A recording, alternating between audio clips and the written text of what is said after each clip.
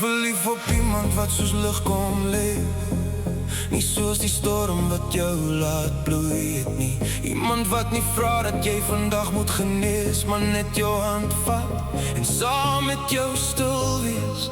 En daardie wit vertrek met koue koffie tussen ons, waar geen woorde nodig is om liefde te verstaan.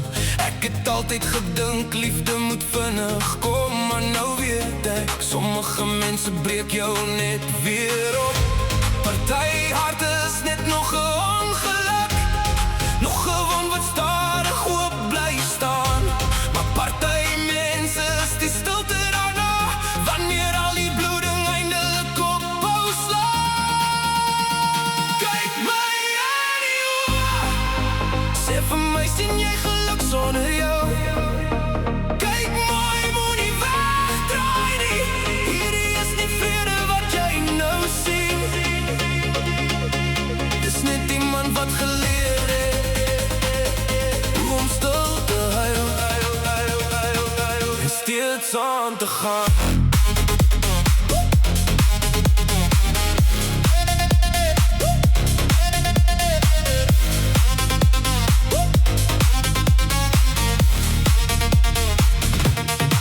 Ek draai jou naam soos glas onder my tong, elke glimlach sny weer deur my in.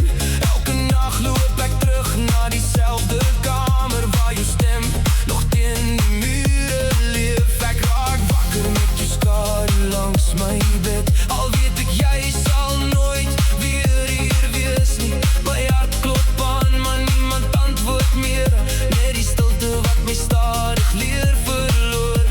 Sê vir my, lyk dit soos oorleef, of net iemand wat te lang asemhaal? Want elke dag probeer ek jou vergeet, maar elke aand leer ek jou weer onthou.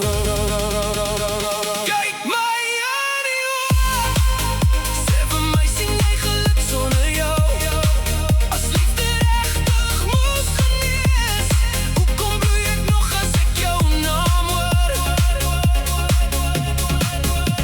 Ek wag nie meer dat jy terug sal kom nie, maar die binne my bly daar een gebed, dat iemand eendag van my sal voel soos die herstelkamer, en nooit weer soos die ongeluk nie.